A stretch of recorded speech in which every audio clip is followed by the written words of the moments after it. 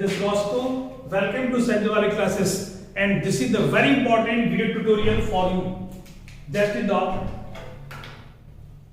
ornithine cycle. In the first part, you can study the structure of kidney. In the second video, formation of urine, and now third video, counter current mechanism, very important. And now this video is the very important ornithine cycle. This cycle is very important occur in liver because urea formation occur in the liver. It is also called, इसलिए इसको और भी कहते हैं क्योंकि urea का formation जो होता है वो लीवर के अंदर होता है, दैट इज कॉल्ड है यूरिया साइकिल भी कहते हैं, and it is also called है ऑर्निथीन साइकिल, और एक और भी नाम देते हैं दैट इज कॉल्ड है Krebs Henseleit cycle. Three names, urea cycle, ornithine cycle, and this was given by Crabb and Henslett. इसमें होता क्या है कि ammonia combined with carbon dioxide, carbamyl phosphate synthetase, and this is the formation of carbamyl synthetase enzymes, carbamyl phosphate, and this carbamyl phosphate react with ornithine to form that is the citrulline, and citrulline plus aspartic acid ATP break down into AMP and release the phosphate molecules, that is the formation of organosuccinic acid, and organosuccinic acid in the presence of organosuccinate enzyme and fumarate that form the arginine, and arginine in the presence of arginate enzymes, that is water split, and that urea are formed. So it is called as the urea cycle because liver के अंदर किसकी synthesis होती है, urea की, इसलिए cycle को हम कहते हैं यूरिया साइकिल या ऑर्निथीन साइकिल और या क्रेब हैंसलेट साइकिल भी कहते हैं, क्योंकि क्रेब और हैंसलेट साहब ने दिया था. इसमें 2 molecule of ammonia and 1 molecule of, this is very important question for me, 2 molecule of ammonia and 1 molecule of carbon dioxide and 3 molecule of ATP are formed in this cycle. This is a very important question for the NEET.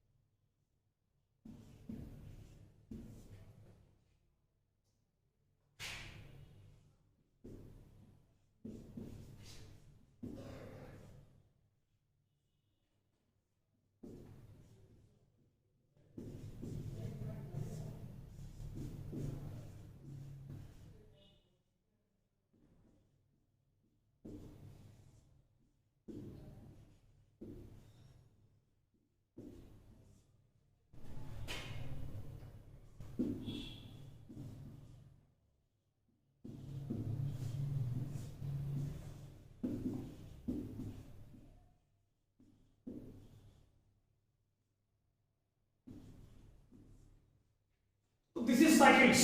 Liver consists of, urea formation किसमें होता है बता हमने, liver के अंदर. तो liver के अंदर जो पॉलीहेड्रल सेल्स होते हैं दैट इज कॉल्ड है हिपैटोसाइट्स कहते हैं, और ये हिपैटोसाइट्स किसका फॉर्मेशन करते हैं, दैट फॉर्म ए यूरिया. और यहां से यूरिया किस में जाती है? Hepatic vein. Very important question for the NEET. Hepatic vein, maximum concentration of urea involved in which vein? That is called a hepatic vein. Very important. And hepatic vein to inferior vena cava.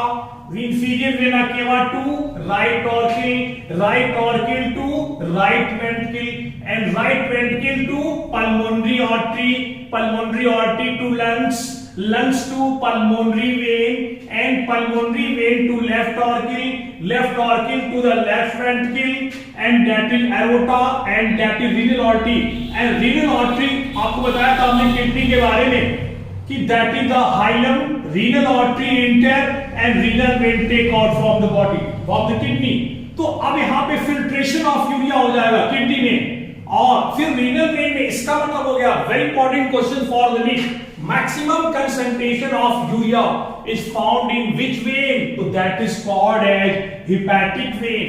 और अगर ऐसे question आता है कि less amount of urea किसके अंदर होती है, तो that is called as very important तो renal vein. Hepatocytes form urea from carry by hepatic vein to inferior vena cava, that is the right auricle, right ventricle, pulmonary artery, lungs, pulmonary vein, left auricle, left ventricle, aorta, renal artery, kidney, filtration of, and that is the very important form cycle.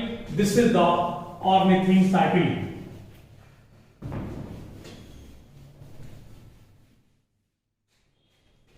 And next topic is also very important, that is the regulation of kidney function.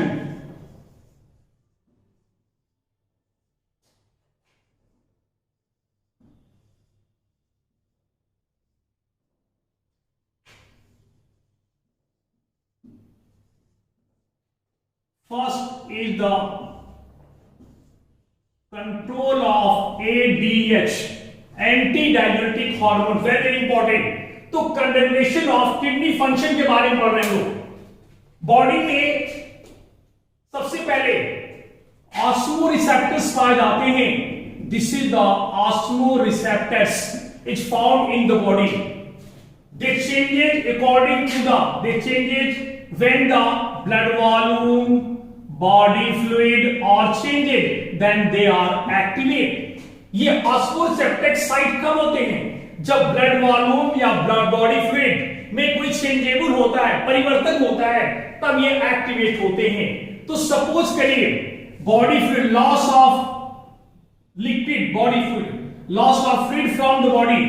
अगर body fluid से ज्यादा water loss हो गया है, तो loss होने के कारण ये रिसेप्टर्स जो है एक्टिवेट हो जाते हैं।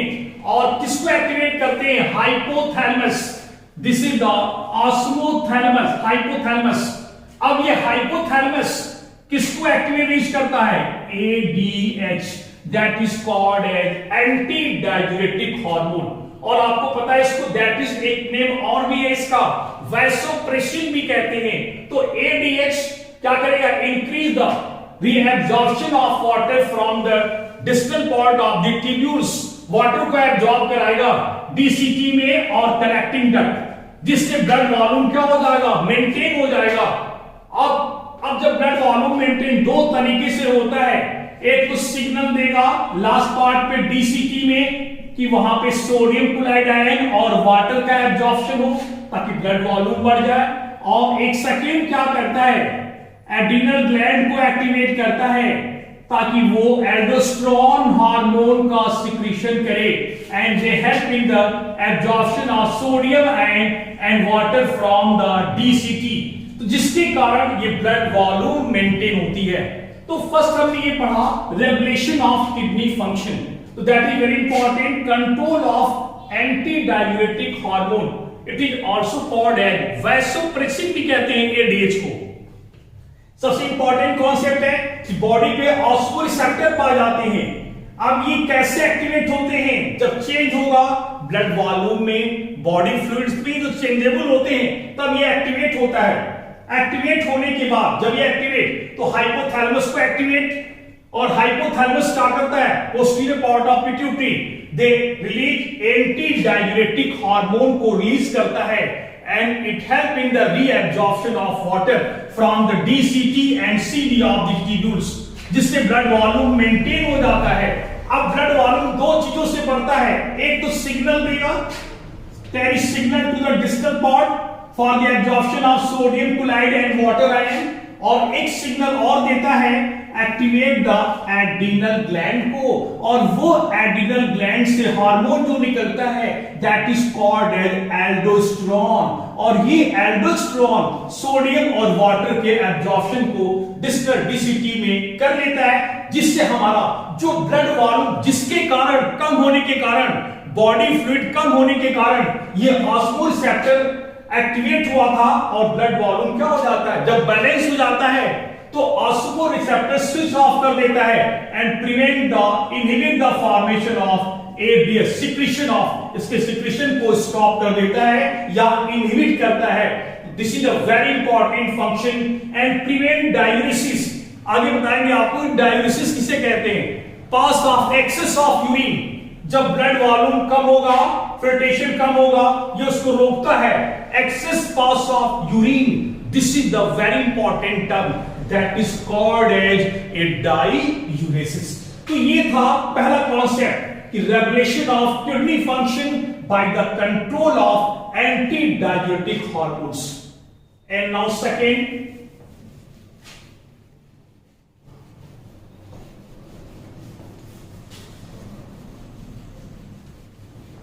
is also very important, that is JGA, juxtaglomerular apparatus control of, इसको कहते हैं RAS, RAAS, renin angiotensin aldosterone system। This is the RAS कहते हैं, और control of juxtaglomerular apparatus।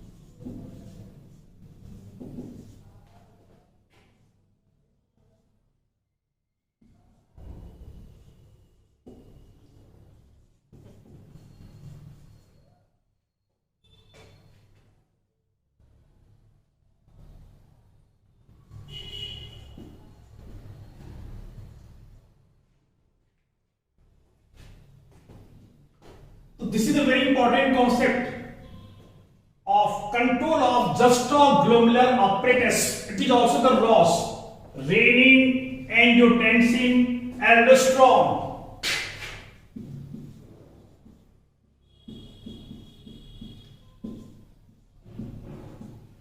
Aldosterone system कहते हैं इसको। इसमें क्या होता है कि जब ब्लड प्रेशर फॉल कर जाता है तो ब्लड प्रेशर फॉल करेगा, इसका मतलब क्या होगा कि जो ब्लड फ्लो इसमें कम होगा और फिल्ट्रेट भी कम होगा। इसका इफेक्ट किस पे पड़ेगा? जीएफआर पे, क्योंकि जब ब्लड प्रेशर बढ़ता है तभी आके ब्लड फ्लो होता है और ग्लोमेरुलर फिल्ट्रेट होता है, इसका इफेक्ट इस पे भी पड़ेगा।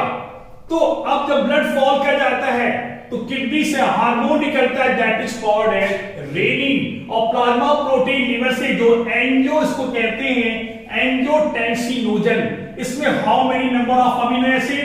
That is the 453 amino acids.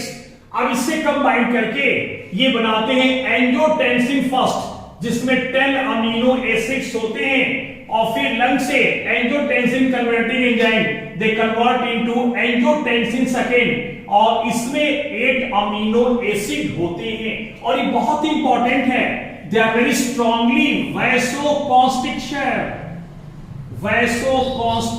Very very important formic. Vasoconstriction का मतलब कि अगर ब्लड वेसल्स को श्रिंक करेगा तो क्या होगा? बीपी क्या हो जाएगा? ब्लड प्रेशर बढ़ जाता है। अगर हम कह दें वासोडाइलेशन, इसका मतलब ये वेसल की वॉल फैलेगी तो प्रेशर क्या होगा? डिक्रीज कर जाएगा, और यहां पे ब्लड प्रेशर क्या हो गया? फॉल हो जाएगा। तो ग्लोमेरुलस में ब्लड का फ्लो स्लो होगा। GFR they directly effect on the glomerular filtrate rate. तो अब रेनिन किडनी से हार्मोन निकलता है, that is called as very important renin, और ये रेनिन और इसके जो प्लाज्मा प्रोटीन एंजियोटेंसिनोजन है जिसमें 453 अमीनो एसिड होते हैं, that convert into angiotensin first, और इसमें लगभग 10 अमीनो एसिड्स होते हैं, और angiotensin first convert process of angiotensinogen converting enzyme from lungs, that is change into angiotensin second, और इसमें लगभग होते हैं 8 अमीनो एसिड्स। अब ये अमीनो एसिड्स 8 जो एंजियोटेंसिन सेकेंड है, वेरी स्ट्रॉन्ग कॉन्स्ट्रिक्टर। वैसोकॉन्स्ट्रिक्टर का मतलब क्या हो गया? To string the blood vessel and increase the blood pressure, very very important. So hypoactivate hypothalamus for thrust center, because thrust center is also on the hypothalamus. This is the vasoconstriction, wall of the blood vessel contract in the heart, that is elevated blood pressure बढ़ जाता है, और aldosterone help in the salt and water absorption. इन सारे process के द्वारा BP जो होता है वो मेंटेन हो जाता है, ब्लड प्रेशर। इसी को हम कहते हैं very important, that is called as a multi hormonal angiotensinogen, या इसको रॉस कहते हैं। R is equal to renin, A is equal to aldosterone system, renin angiotensin aldosterone system कहते हैं, वेरी इंपॉर्टेंट। तो when blood pressure is fall, the flow of glomerulus in the glomerulus is very low and it also effect on the GFR पे effect होगा। अगर कम flow करेगा तो filtration भी कम होगा। दूसरी चीज, रेनिन किडनी से निकलता है और लीवर में क्या होता है? प्लाज्मा प्रोटीन एंजियोटेंसिनोजन, इसको 453 अमीनो एसिड्स होते हैं, मिल करके कन्वर्ट कर देते हैं angiotensinogen first. How many amino acid? 10 होता है। अब ये क्या होगा? ये एक एंजियोटेंसिन कन्वर्टिंग एंजाइम की प्रोसेस में कन्वर्ट हो जाता है एंजियोटेंसिन सेकेंड में, very very important. And this is angiotensin second is the very important concept. It is the strong vasoconstrictor, and what do you mean by vasoconstrictor? To shrink the blood vessel and increase the blood pressure. Wall of the blood shrink करेगा तो blood pressure क्या होगा? बढ़ जाएगा। It directly affect on the hypothalamus, thrust center, and vasoconstriction the wall of the blood vessels of the heart, elevate blood pressure, and aldosterone from kidney, salt and water. So all the process to maintain the blood pressure, because the pressure is responsible for the filtration and that urine is formed. So this is a very very important topic. And some last topic.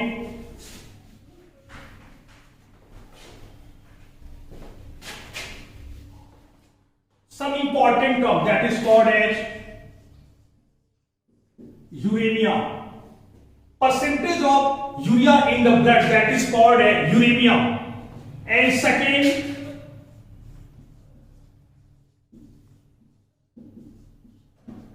renal failure. Renal failure kidney का fail करती है due to इनकी the concentration of urea and also creatinine की जब concentration blood में बढ़ जाती है तो ये फेल्योर कर जाता है, इसको कहते हैं हम लोग रीनल फेल्योर कहते हैं. तीसरा very important term that is called diuresis. Presence pass of excess of urine, excess urine जब पॉस होता है तो that is called as diuresis. और तीसरा एक बहुत इंपॉर्टेंट है that is the important term kidney stone. Stone का फॉर्मेशन तीन चीजों से होता है, very important, calcium phosphate and second that is the calcium oxalate and now third is very important that is the uric acid. So this is the stone formation. Three help: calcium phosphate, calcium oxalate, and uric acid that help in the formation of kidney stone.